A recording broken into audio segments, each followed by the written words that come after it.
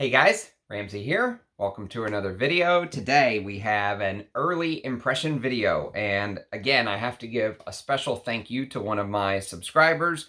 Arnold very kindly sent me a bunch of decants months and months ago, and I've gone through a few of them on the channel. Some of these decants resulted in full bottle purchases. From the decants he sent me, I have since been able to procure full bottles of Serge Noir by Serge Luton, and also Vetiver Extraordinaire by Frederic Malle. And I've done a comparison video on vintage Furyo versus modern Furyo, thanks to his little sample, and I've since procured a full bottle of vintage Furyo. So his samples that he's sent me have really turned into full bottle buys. And today we are going to talk about a Frederic Malle, which I do not have in my collection, and this is called Angeliques sous la Pluie. Angeliques sous la Pluie. Maybe one of the most prettiest, beautiful sounding names in the entire fragrance game. Angeliques sous la Pluie is, according to the Frederic Malle website, what it says is this is a impressionistic depiction of nature, a watercolor sketch of angelica flowers tinted with spots of juniper berries, pink pepper, and bergamot on a vibrant base of cedar and white musks. So, let's talk a little bit about what I get from the scent. Now, this is only an early impression video. However, I am wearing it as my scent of the day today, but I must give the disclosure that I am not an expert in this scent by any stretch of the imagination. I have worn this to bed once before, and I've worn it as my scent of the day, and you can see I've made a pretty good dent in the decant. This is one you can really sort of spray away with, and it's beautiful today. It's the middle of May. It's May 18th. It's going to be probably, I don't know, close to 90 degrees here in Texas, and this is absolutely stunning. So let's talk about Angeliques sous la Pluie.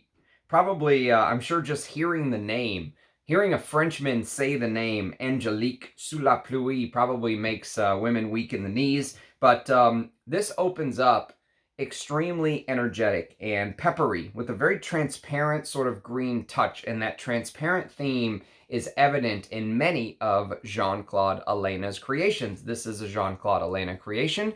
It was actually one of the original Frederic Malle releases in the year 2000 when he launched the brand. This is one of the original releases, and what they basically say on the Frederic Malle website is that this is a watercolor sketch of angelica flowers tinted with spots of juniper. Did I already read this? Am I losing my mind? Pink pepper and bergamot on a vibrant base of cedar and white musks. So here is sort of my interpretation of this. Watercolor is a big theme in Jean-Claude Ellena's fragrances. He is known to make very transparent, very airy, very watercolory type fragrances. And if you listen to Eugene describe this, he's got actually a pretty good video on it. If you just Google or YouTube search Frederic Malle Angeliques sous la Pluie, you'll find Eugene's video at the top of the search results, or at least I did. And he basically says that he calls this the invisible fragrance. And we'll talk a little bit about that. I don't think it's invisible at all. I actually can smell it for, I've had it on my skin now for 6 hours. I have a 6-hour dry down on my left hand, and I can still smell it clear as day. I have a 3-hour dry down on my right hand, and it's still in that heart, meat and potatoes of the dry down. It's absolutely gorgeous. So in terms of, DNA, in the first 2 minutes, minute or two on your skin, in no uncertain terms, this perfume just oozes Jean-Claude Ellena's style through and through. There is almost no getting around it. This is the DNA that basically goes all the way back to the year 1951 when Edmond Rudnitska created Eau de Hermes. And Eau de Hermes is, to me, Edmond Rudnitska's masterpiece. Edmond Rudnitska took 2 main pupils, not counting his son Michel Rudnitska, which he did, of course, train and teach. but he took two main pupils. One, the great Pierre Bourdon, who ended up taking multiple pupils to teach as well, but the other, Jean-Claude Ellena. And Jean-Claude Ellena sort of, received the tutoring, the training over further distances than Pierre Bourdon. He wasn't right front and center every day like Pierre Bourdon was. And so I feel like he really took some of Jean-Claude Ellena really took some of Edmund Rudnitska's teachings to heart, and he really stuck with them throughout the entirety of his career. This is the one that really, I think, influenced Jean-Claude Ellena the most. And if you've smelled this DNA, this style that I'm mentioning, Eau de Hermes basically comes up again and again and again as influencing the rest of Jean-Claude Ellena's creations, literally throughout the life of his creative process. It varied. His style harkens all the way back to Eau de Hermes from 1951.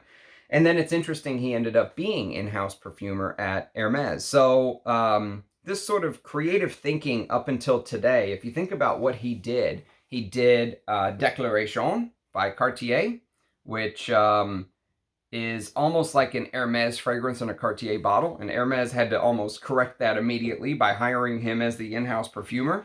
But he did a fragrance called Vegetal Concentré with Frederic Malle, which I have yet to smell, but apparently it smells very similar to Eau de Hermes, but with even a bigger grapefruit note.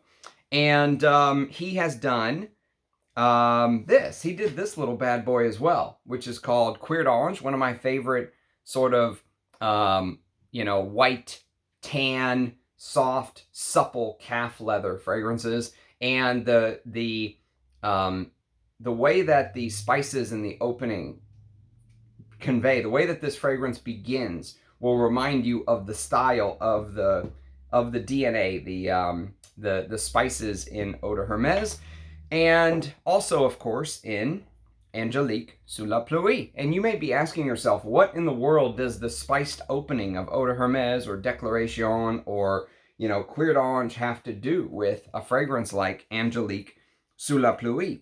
And it's this sort of spice mixture. It's very hard to explain for me.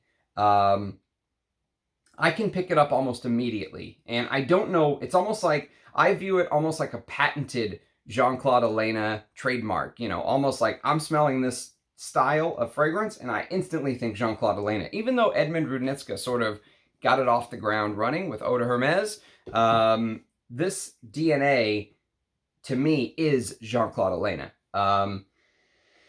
One thing that Eugene mentioned in his review, which I think is probably apt to mention here, is that some perfumers memorize 3,000, 4,000, 5,000 different fragrance accords. And Jean-Claude Ellena made it known very early on that he was not interested in going down that route. He only knows or works with about 300 ingredients, which sounds like a lot, but apparently in the fragrance game, it's really not.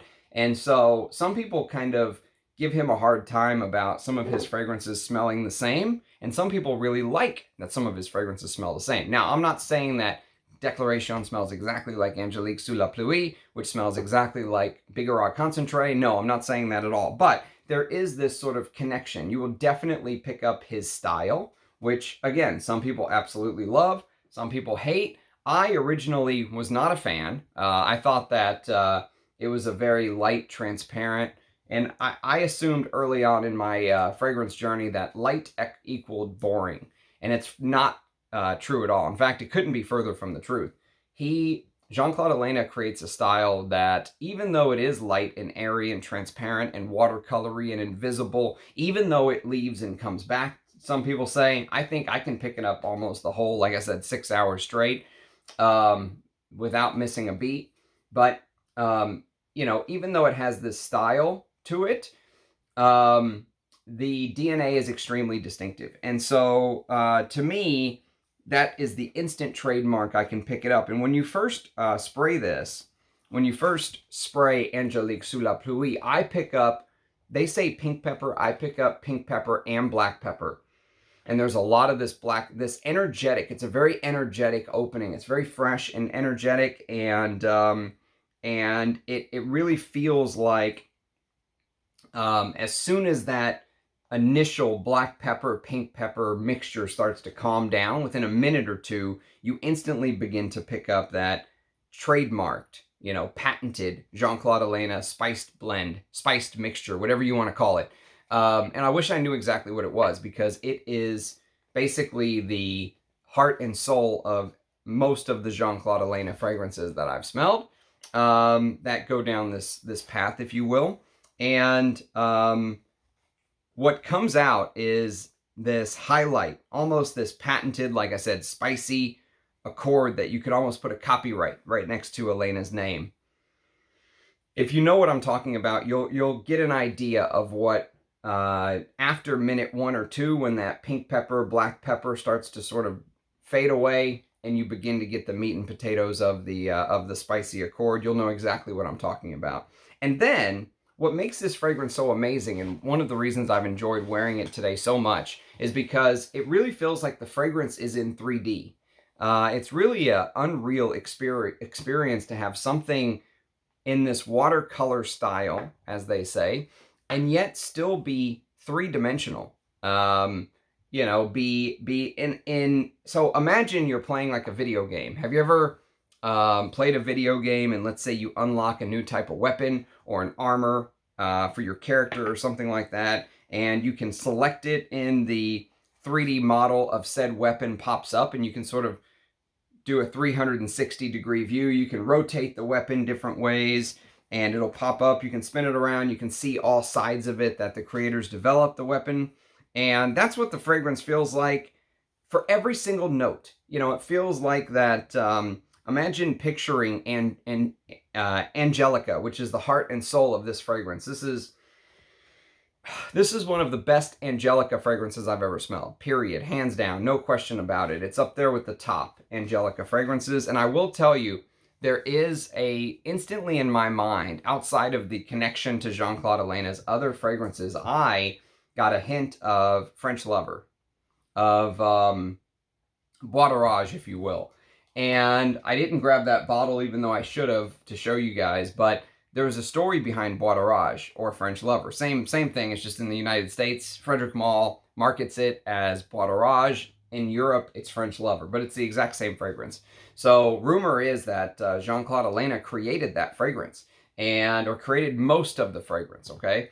And then he took the in-house perfumer role at Hermes. And so because of that, he could not put his name on a Frederic Malle bottle, because he was basically now signed as the exclusive in-house perfumer at Hermes. So Frederic Malle needed a big name to come in and sort of finish that fragrance so they could have a big name on the fragrance. And of course, Pierre Bourdon agreed. He said he just added a couple finishing touches and bam, but it was Jean-Claude Ellena's creation.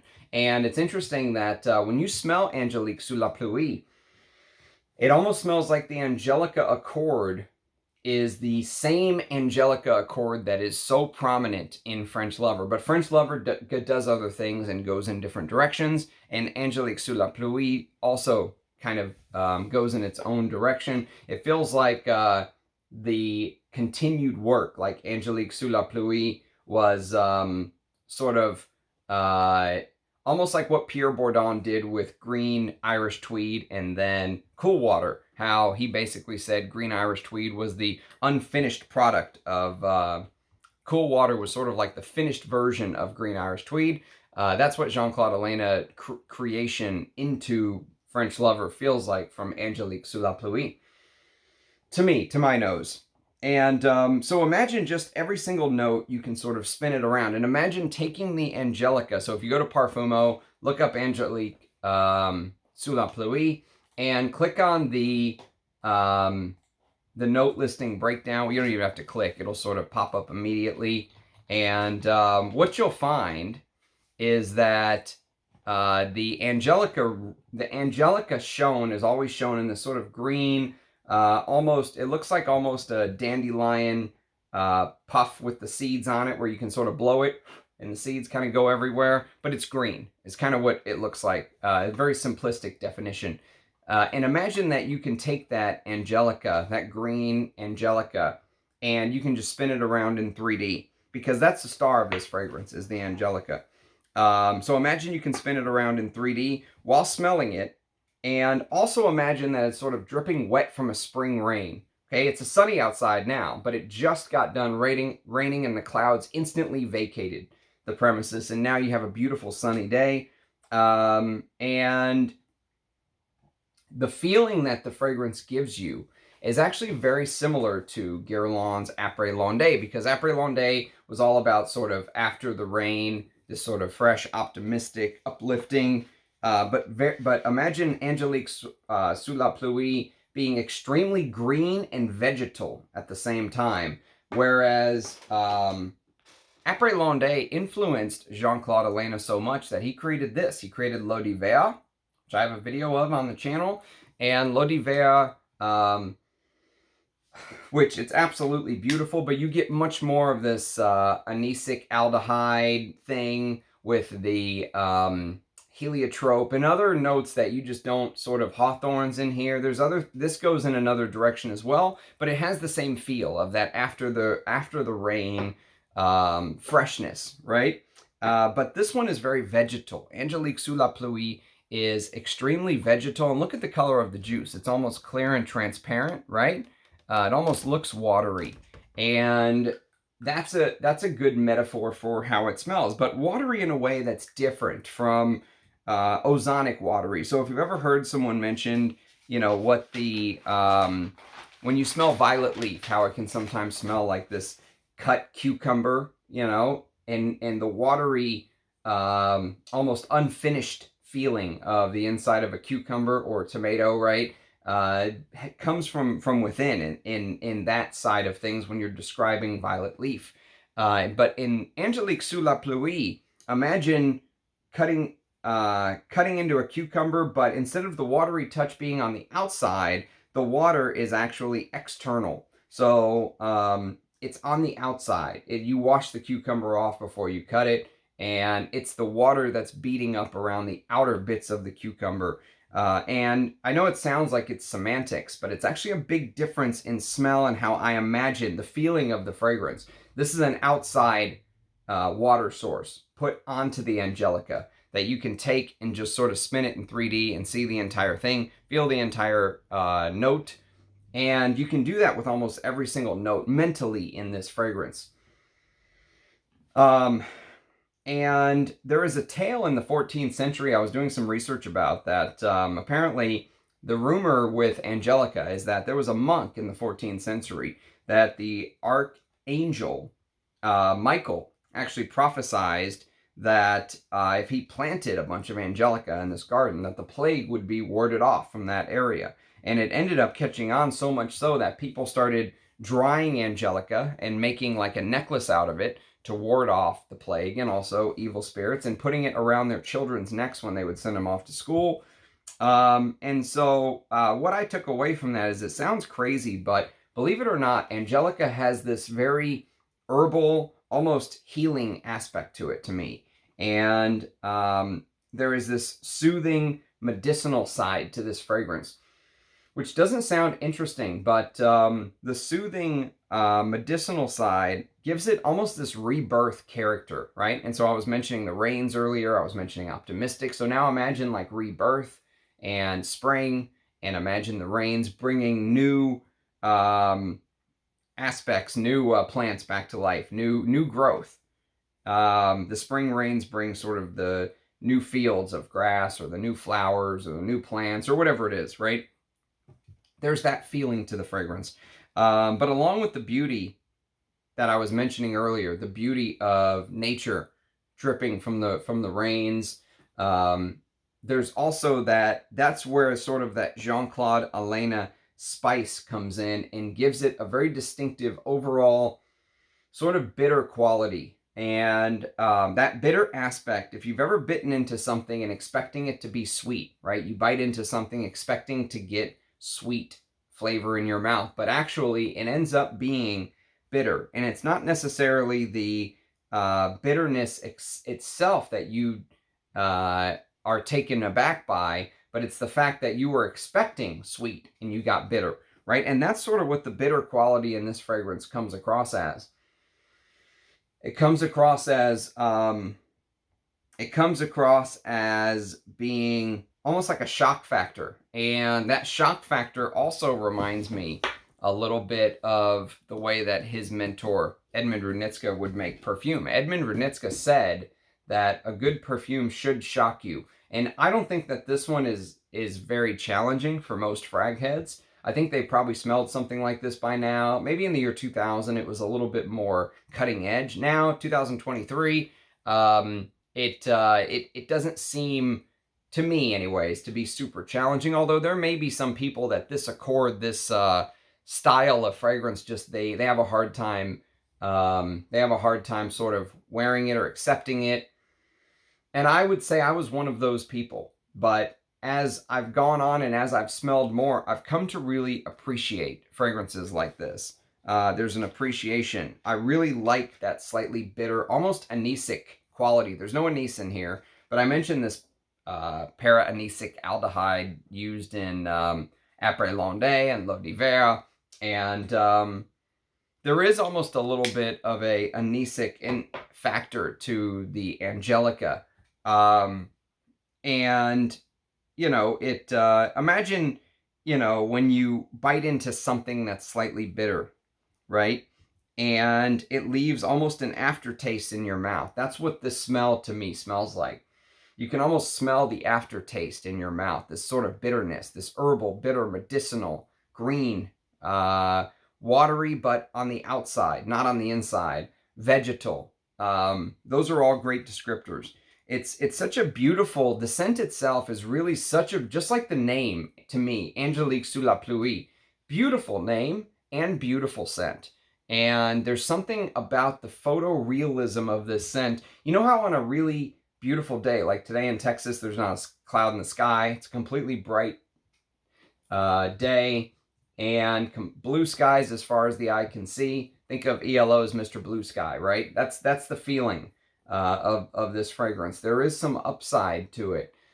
But you know, on a very clear day where there's not a cloud in the sky and you look at the trees, you look at the plants, you look at the grass, you look at the person standing next to you, and there's just this almost extra photorealism about it. You know, like you can see the details a little bit more about the day. It doesn't seem as overcast or foggy. And sometimes that overcast can be literal, sometimes it can be metaphorical. And, but, you know, just imagine having this crystal clear, crisp day. You can see all of the details, you know, like someone just put new contacts in your eyes and you can see everything beautifully after years of having to get right up on the street sign before you could make it out, right? All of a sudden you had LASIK and you can see, right? That's the feeling of Angeliques sous la Pluie to me. I know it doesn't necessarily tell you what it smells like, but that's the way that the fragrance makes me feel.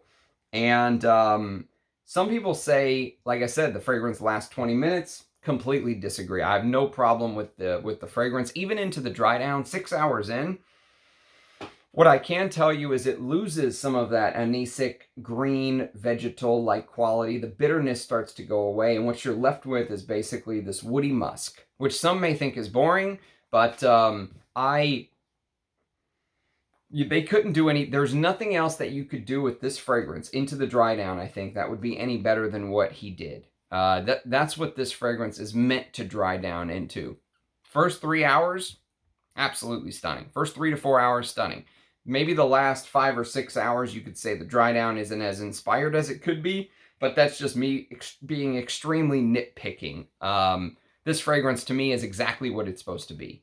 And that, you know, freshness, that energetic aspect of the juniper. Imagine like pouring a new Sprite into a can and getting like the fizziness, right? You've got ice in the glass, you pour it in, and the bubbles are sort of fizzing on top of the soda, right? That's what the juniper in the top of this feels like for a little bit, mixed with the pepper. Then the Angelica takes over, and it's all about the Angelica. This is one of the most beautiful, and I love the note of Angelica, by the way. It's one of those notes that I've found that just really hits the spot. There were some beautiful Angelica fragrances created between the year 2000 and the year, you know, 2015 or whatever. I'm trying to think of the year, you know, Royal Oud came out. Royal Oud came out in 2011. That's one of my favorite Angelica fragrances. And then French Lover was like 2007 or something.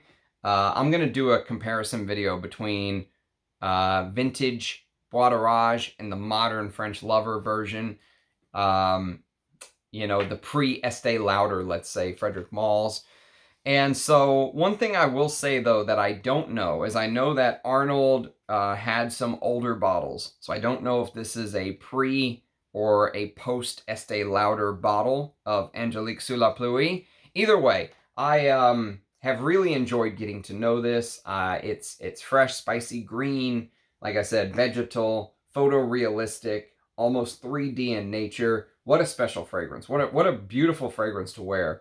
And I have to say thank you to Arnold for sharing such a generous decant, 5 ml decant out of his bottle. More than enough for me to really get to know the scent on.